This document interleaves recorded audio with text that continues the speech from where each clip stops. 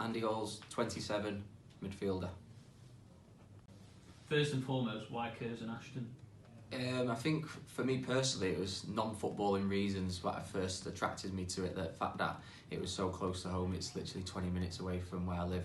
So geographically, it was perfect for me. After spending a season quite far away in Leeds, it was important that I was close to home for my other job. So that was the first initial reason, and then I was always been attracted by obviously a nicer ground, and I played here towards the end of the season and thought it was a really good setup. So I thought I'd have a chat with the manager and things moved from there. So just tell us a bit more about your style of play. Well, just sort of come with a lot of experience really. I've played for the last 10 years at national level, mostly National League. Played as a right back for most of that time, and the last couple of years moved into midfield. Bring quite a lot of energy, quite robust, tried to keep the ball moving as best as I can. Mostly defensive minded, but like to get on the ball and actually get the ball down and pass it. So what are your aims for next season? Personally, I think it's just about enjoying my football again. I've had two really unenjoyable years in relegation fights. So for personal reasons, I just want to come and enjoy my football. Obviously, that means playing and doing well, hopefully winning games, and that obviously that enjoyment comes with them things. I don't see why not.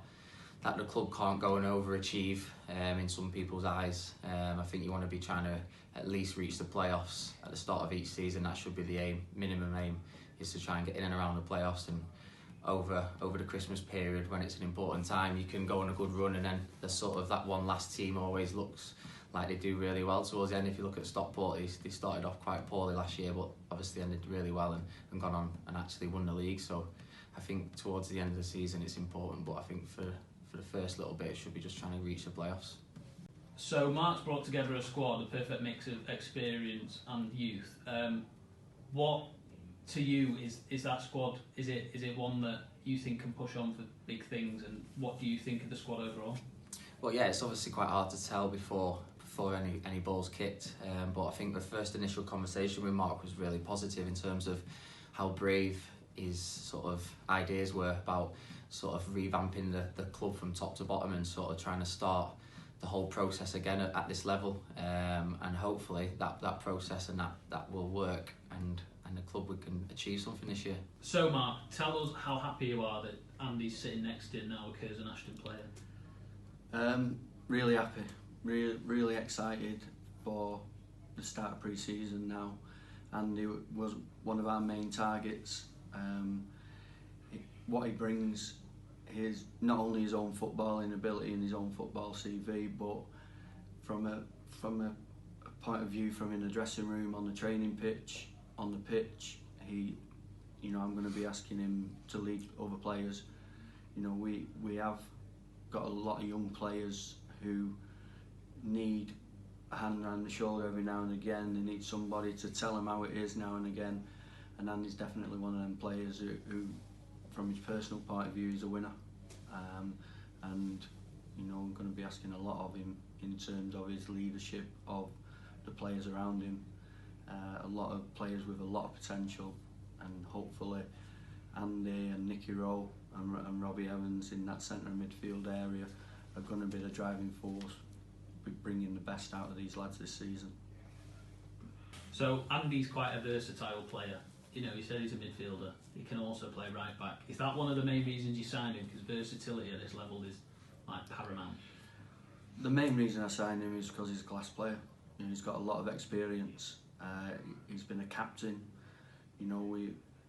Nicky Rowe, Andy and Robbie have all been captains of the National League sides. Nicky Rowe in the league, and it was that leadership quality and that drive that I felt at times last season when I was in charge, when I took over, we didn't have, and the experience of when things aren't going as well as they should be, that people on the pitch can affect that game and bring it back together.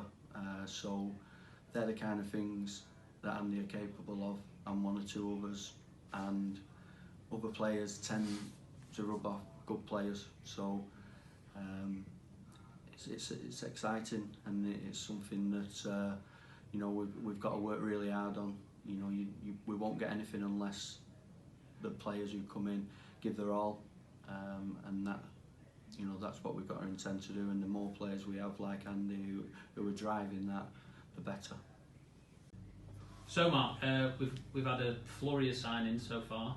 Is Andy the last man on your list? There's a couple more to come. There's a youth team player who had a really good season last season who's going to join us, and one more to come in. He's just got back off holiday, but we're pretty much where I wanted us to be, you know, in terms of experience and the potential of young players. And you know, I just can't wait to get started now, obviously, and Andy's massive for us. So delighted to have Andy on board today.